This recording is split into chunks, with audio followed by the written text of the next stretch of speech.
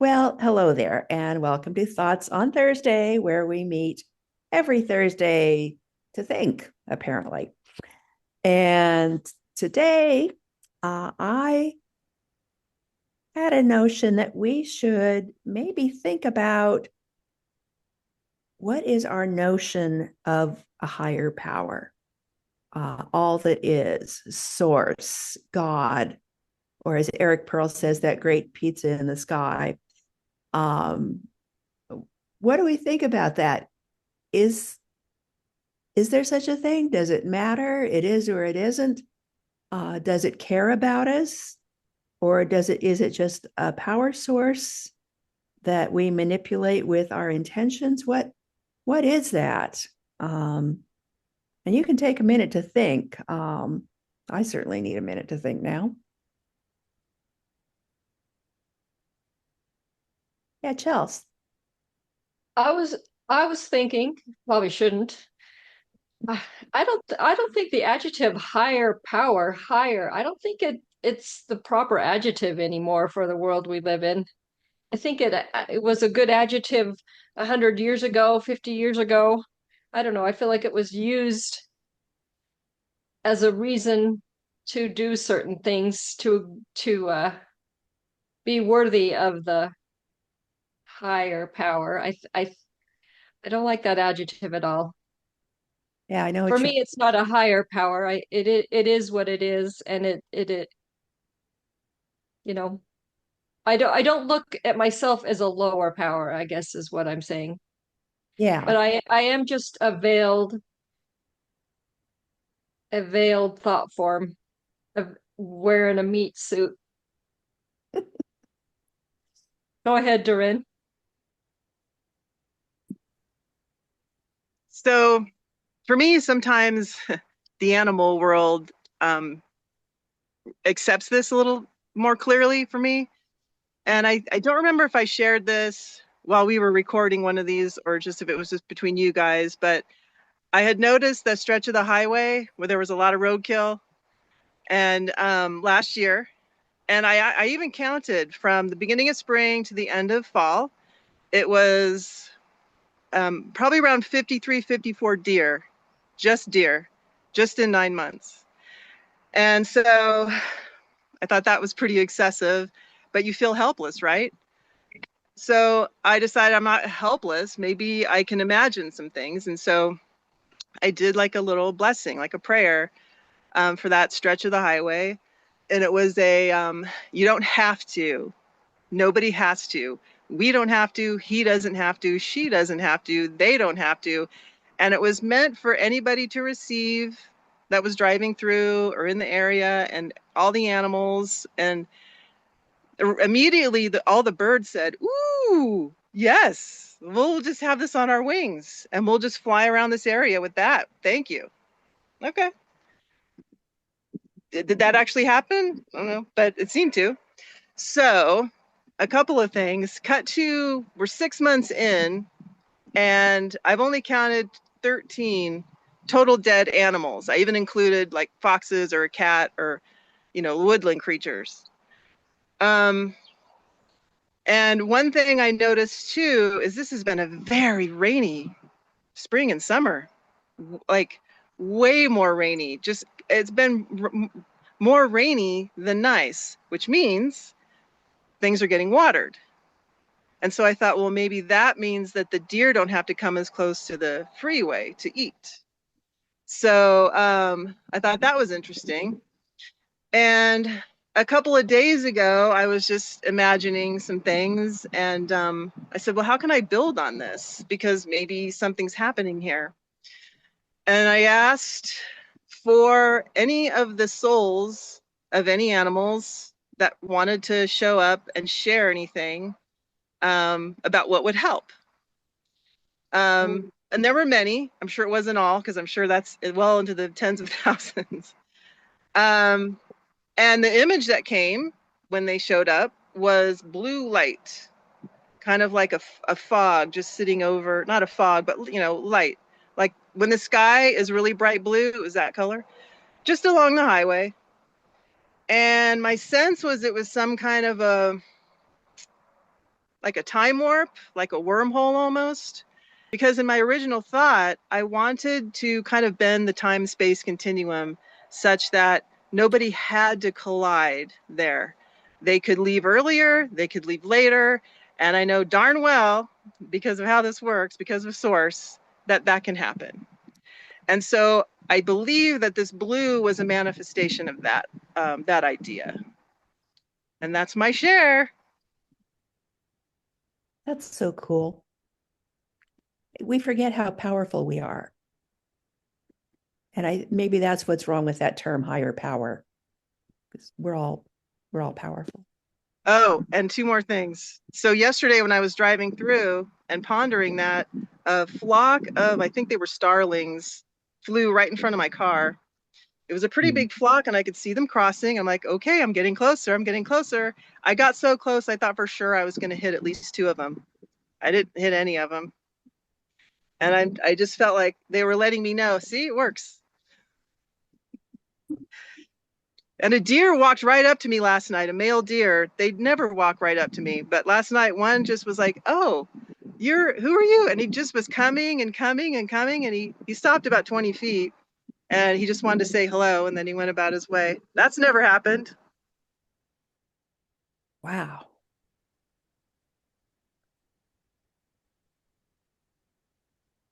That's gobstopping. Gina. Wow, Dren, that was just amazing. When I used to live in the country, I would have somewhat similar interactions with the wildlife, and there was often roadkill, and it's just so sad, and deer especially. In practical terms, it would be great if there were more signs up for people to slow down, especially certain times of the year when they're migrating or whatever. But yeah, I mean, real quick, I remember it was at night and I was driving this winding road in the country, and there was a deer that I could see was hit by a car.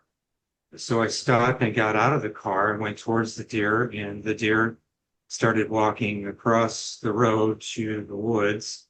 And before they went into the thick of the woods, they stopped and turned and looked at me as if to say, I'm okay, or something. I don't know what they were conveying to me because I felt so sad. And that was a very powerful moment I'll never forget. And then regarding the words higher power, yeah, I think you could look at it as being sort of, I don't know, I'm at higher power than you, or various things. It seems antiquated. But the intention of those words is that, we are capable of living from our full, pure space of power. We all are. We all have it. And, it's a matter of your inner work and so forth. And, yeah, I mean, I think I don't have too much of an issue with higher power, but I get it. I get what you're saying, Chelsea. I'm going to take an extract from a book that I read recently that it doesn't apply exactly to that subject, but it kind of takes off into it. It's a book by Lee Harris, who is a channel. Yeah. I think I've read about 4 of his books in recent times. This one is Conversation with the Z's, and the Z's are the channels that he channels. And they were talking about, I'll just read part of it if I can get this right. That is the way through those areas in you that would get stuck or shut down. And when you spend a little time doing that, and we know that there is going to be time and space for you to do that in coming weeks and months, then you will be amazed at the life force that reemerges into you as a result of that investigation. Your life force is the gold of your universe. Your life force is the goal of your experience as a human soul on Earth right now. Let that life force come back to you. That is, in a sense, your higher power. So just thought I'd throw that in. Yeah, I've just recently started watching Lee Harris on YouTube, and the Z's they're called the Z's because I think there are 3 or 4 of them, and their names all start with Z, like Zebediah and Zachariah and that kind of thing. But it's really, really interesting. Actually, Mary, there's I think like 89 of them. Mm. And the lead person who does the talking, his name starts with Z. I don't know about the rest of them, but they don't talk too much about that. Right. It's not important. Yeah. No. Okay. We're Louis Therese, Billy, and then Cecilia. Gina, I think you've cloned two things very, very beautifully. I hope I can remember, but you say the higher power are in us. And the last phase is that you say you re-invite that conversation back into our lives. And therein, I think it is absolutely amazing how you had not only have a power in you, but you have extended around you so that everything around you feel it. And with that you are changing the area wherever you go. I think it is, we are so indoctrinated to think we are just this, and with our talks and things like that, and with your guidance and your experience, we can realize, but it's easy, it can be done. And I really think it was an awesome share that you and Gino had done. And Chelsea, I agree with you. We are the higher power, but we don't realize it, and we don't really know how to access it because we are too indoctrinated to believe we are nothings. But and, I want to say, if you people will excuse me if I disappear just now, I'm supposed to be on a road trip from about 7 o'clock this morning, and it's extended till now. But for excuse, my daughter got engaged last night, and everybody was just not up for the road trip. So yes, and my regard. Oh, there's one thing I would love you people to think about it. Once I'm back in South Africa, I have a beautiful pond in front of my house, but it is the ugliest, dirty, murky water that you can imagine. And I have started to imagine clear water, never mind the blue lakes in Canada, but just clear water. And I have got so far as just the edges, 2-3 meters from the edge where it was always also murky. And I thought, if I ask if we can do it as a unit, concentrating on that pond to get the water clear, because on that pond, I love to send you photos. It was just the skeletons of the trees, big trees, and they're standing in water. And it is the pine trees. They don't go into water. They don't. It's not their habitat. And since I started doing my reconnection from there, I wish you can see. It looks like the most luscious green trees and everything. So yeah, my next bet, I would love you people to help me to clear that murky water into something beautiful, clear. And yeah. You'll do it. Well, Louis Cedric, Therese, Louis Therese, Yes. before you go, since I don't have your email, check out Water Stories. It's an organization that trains people to shape the land so that the water stays clean, and they're incredible. And it's not expensive. You could probably learn to do it yourself, but not that we Okay. can't use our imaginations. But Water Stories, they're really Well, I brilliant at working with definitely water. will, because it's a pond that is all the water is collecting. But I'll definitely, because I feel that is very important, to introduce that into South Africa as well for the local people and to everybody. Water is life. They do a I lot of work agree. they do a lot of work in Africa, I think you'll find. Is it? Okay, thank you so much for that, Irene. I appreciate it. And love you. love you all. And I can feel the energy flowing to all of you. Love you all. And I can feel the energy just finding you all. Excellent. Billy. Thank you. It's interesting to listen to the conversations, and I have a lot of thoughts going on, and I'm not going to compile them about God and his many names, but I did have a comment about the deer because that comes up. And first, Darren, where do you live that you have so many deer? I live in southern Montana. Oh, okay. That's cool that you see so many. Yeah. I haven't tried it because I don't go on that many back roads, but it's so sad when you see a deer. But I have heard, you hear that term like a deer in the headlights, and they see the headlights and they just stare at them, and that's why they are so get hit so often. And I've heard that if you flash your high beams, it changes that course, and so they look away and they're less likely to get hit. So I just wanted to toss that out there so that if it ever becomes useful, you have that tool. So that's it for Oh, now. good stuff. Yes, Cecilia. Hi. Hi. So, yes, our higher power. I love you, Chelsea, and I think I know you are your own higher power. I know we all are. We are never separate from our higher power. I know I'm not always the highest.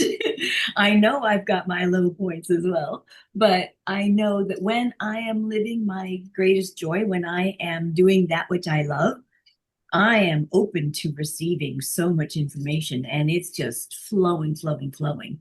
And so I think that's what it's referring to because we can have high points and low points throughout the day. We're going to go up and down, but it is already who we are. It is us. So we can access that if we choose our joy, I believe. So that's what I wanted to share. But I also wanted to add my deer stories because I've been to Japan, and they have a place called Nara, and they've got the bowing deer of Nara. And so they are deer that just wander the roads and they just are coming up to everybody. And people sell little wafer cookies kind of things. So you can feed the deer. And the thing is, you hold the wafer and the deer bows, and then you give them the cookie. And that works once. Because once the deer know you have cookies, they all want to get those cookies. So you got to just throw the cookies after that because it's like, oh my gosh, there's too many deers around. But I worked at Universal Studios Hollywood for a while. I was for a few months, I was helping them with their Wild Wild Wild West stunt show. And I was, because I owned horses, I wanted to know the horses, and I friended the cowboys and I said, if you ever need help. And they said, yes, we could. Do you want to wrangle? Do you want to do this? I said, sure. What do I have to do? And so I would exercise the horses in the morning before the show and take them to the show, get them set up, saddled and stuff, and get them ready for their showtime kind of thing. And so I did that for a few months. So in the morning, one ride, I was on the Hollywood Hills back lot of Universal Studios, and we're in the mountains. And so I took this one trail this morning. We're in the mountains, and I'm coming down this one trail, and I look forward, and there's a couple of deer sitting right there, and they're just looking at me and like going, wow, they're gorgeous. And something sent a chill down my spine, and I turn around, and there's a buck behind me, and it was like, holy moly, all right, that's the male, and he's watching his deer. So I'm like just going, let's just go walking, let's quietly walk down. And we just slowly made our way down the trail because it's like this buck is watching the deer, and I got to make sure he doesn't think I'm a threat. But it was really an interesting thing. But I felt him behind me. I was like, whoa. There we go. But that was my story. I just want to share that. Okay. That's so cool. Yeah. Barb. Well, it's been fun listening to everybody's stories, and thanks for sharing. And Cecilia, when you said that you kind of looked behind because you felt something, it's almost like that could be construed as what we're not calling the higher power, but that kind of aura or energy or whatever it is that you kind of tapped into. But it's fun. And Durin, I love how you kind of took things into your own hands and tried to kind of like work with what we can do. So that's really fascinating. The other night I was laying in bed just kind of, pondering all this and thinking about how people who I follow, like Donald Hoffman and Rupert Spira and, a lot of those guys talk about how we all create our own reality and what we're seeing out here is really just being projected from inside. And I was just like thinking about that and kind of just trying to I don't know, wiggle around with it or something. And I had this realization, and I guess I've known it before, but it just came to me in a different way. And I think that this is relevant for all of us. Um, if indeed you all are real and not just projections of my imagination, because in some ways that's kind of what it seems like. If I'm projecting all this and creating it all, then I'm creating all of you as you are from your perspective, just creating me. But I was thinking, okay, so I'm like creating all of you guys.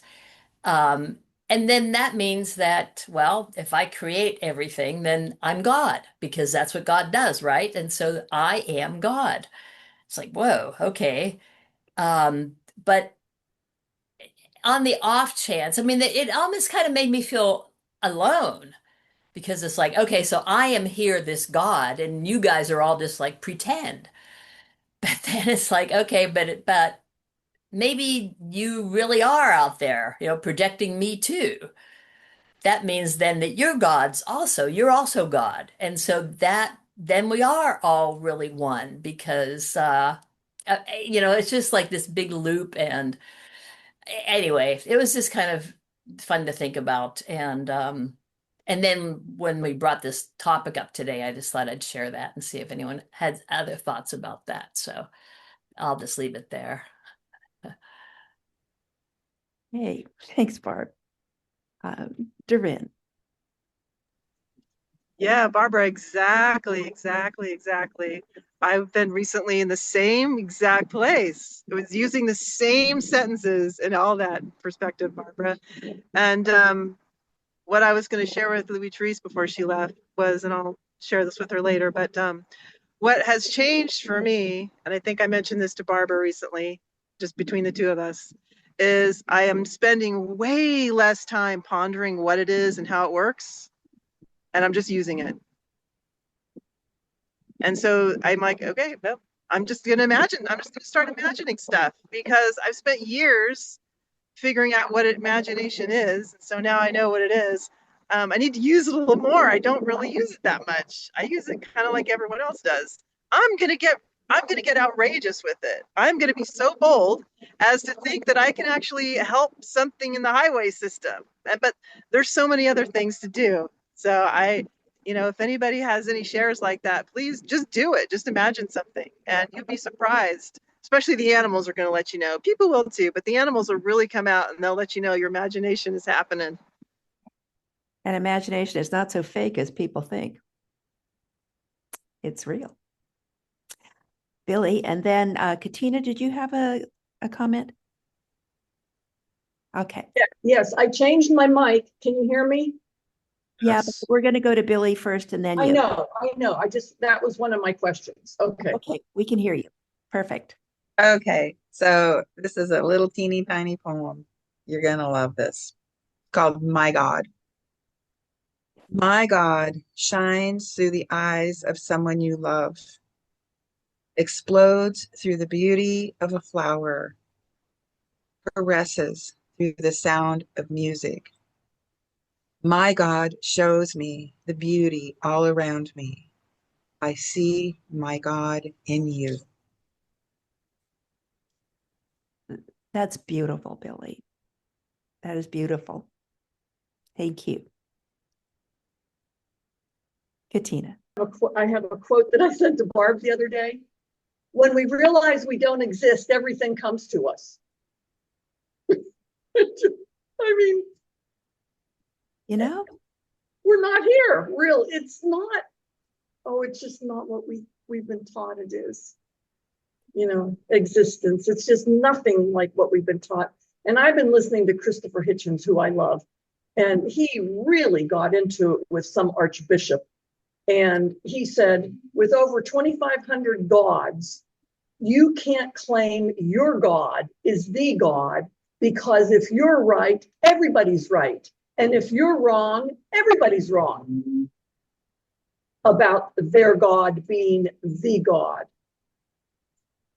It's my God, as Billy says. Yeah. Yeah. And we're it. Wow. I have another poem. I think I have it pretty close to me. It'll take a couple minutes though to read it. You want it? Sure. Let's see if this comes up. Oh, it came right up. Yay. This one is called Path to God. And there's a picture that goes with it. It's the rock path outside of the little Japanese garden in Gresham. So, Path to God. So many words from the wise ones of ancient times, many perspectives. The path you are on is the path to God. It is our choice which one to travel. Beware of the preacher or priest that tells you his way is the only way. That, in my opinion, is the way to hell, the way of shame and guilt, the way of fear and gullibility, to save your soul, have peace in a time after you've taken your last breath. Mm. Why wait for heaven when now is the time we breathe? Why walk the path of someone else when this precious life we have today is the path to our joy and fulfillment? How can you be sure that their truth is the one truth? The preacher in the next church says you are going to hell. Who is right? And why does one have to be wrong? Fill your heart with love, joy, compassion, and kindness. Is this not what a loving God would want for you? One path would be lonely. The world is made with many mountains, and the view is different from each one. Who is to say which one is more beautiful? Who is to say that the difficult path is the most rewarding? Who is to say that the path will not cross rough terrains if only you blindly follow? What does your internal yearning whisper to you? Why can you not hear it? Have your ears been blinded by the blight of those who would steal your soul? In the name of God, they say. Wear your winter coat and walk in the snow. Feel the silence and take in the glittering beauty of nature. Know that with every step you take, the landscape changes. The path you are on is the path to God. Like the trails to the mountaintops, everyone has their path. Even if you travel with a partner, you will never take the same steps. Believe your soul, take time for silence. Beware of those that sell you something for your own good. Whose pockets are they lining? Today, this is my truth. Tomorrow, I may add another. And to that, I may walk on another trail. I only walk in darkness. I will never see them. That's lovely. That must have been written post-COVID, is all I can say. Let's see if I got the date there. 2016, September 2016. Oh, I don't remember when COVID came out. That was before. 2020. Yeah, that was before. So thank you for listening. Yeah, thanks for sharing. Chelsea, did you have your hand up? Yeah. The at least the beginning part of that poem, Billy, reminds me of like a little saying I wrote down after being in Solomon Speaks, which is like, whatever is in the way is the way. But I was just, we're kind of over time, but I'll be thinking a little bit about what Doreen was talking about. and how she's playing and how she's okay, I'm just going to do it. I'm just going to, I'm just going to play. And I just wanted to share a little bit of what I've kind of been doing. So Doreen can think about what I say and then I'll think about what she said. But I've kind of been like paying attention to like, I call them wormholes. Like when you have a memory of something you heard in the past and then it comes up again, or I'm seeing all these little loops going back to me in the past or me in the like little strings. And it's like me saying hello to me, but like for example, like when you remember what somebody says when they say something unique, like I was talking to someone this weekend and I said, yeah, I remember when I was in a lunch lady at the junior high and the little eighth grader comes up to me and said, you look like the witch on Shutter Island. Wow. And it was just weird how and like those little things are like little wormholes. And that came up again this weekend because we were talking about a place called Shutter Hotel and why I like to stay at Shutter Hotel. And I like to stay at Shutter Hotel because of that one time when the little kid said I look like the witch on Shutter Island. And then I sat and watched that dumb movie again yesterday, but it's just little wormholes of playing and jumping, kind of timeline jumping in a way. But it's been a good group here today, and I loved everybody shares today, and love you all. Back Yeah, to Mary. this has been great. I never know what direction we're going.